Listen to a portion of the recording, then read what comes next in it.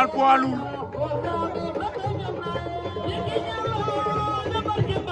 tey le 26 décembre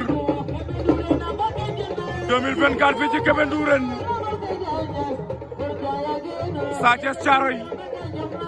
moo ñu féete gauche Seul bu ndaw féete ñu droite Sa Thiès moo daan usine technique numéro bu Ngoundiane usine technique bu mag Seul bu ndaw daan demi-finale usine technique numéro 2 rak la ci usine technique bu mag ñoom ñaar ñoo taxaw noonu final Sa Thiès Seul bu ndaw Sa am na ngemb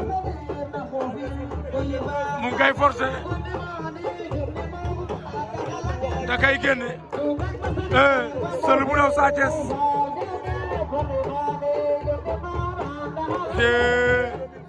ñu ngay bëre Seul bu ndaw Sa Thiès Seul Sa Thiès ndeysaan final baa ngay neex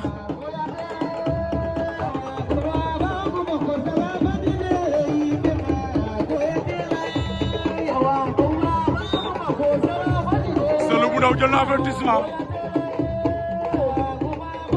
ñu war ko ne toog sa kaw gànna déglu sa morom Sa mu ngi dox daw na jël ko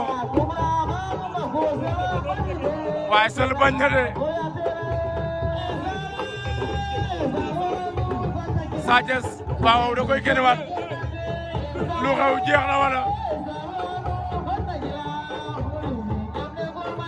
Seul bu ndaw Sa Thiès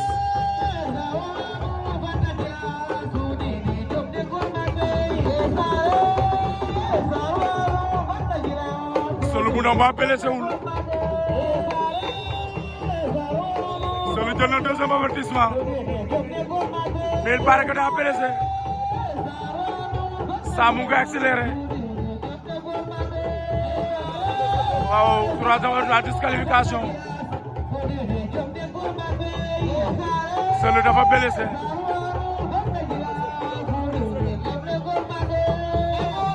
troisième la bu Seul Sa Thiès jël na la mu ci kaw Seul mu ndaw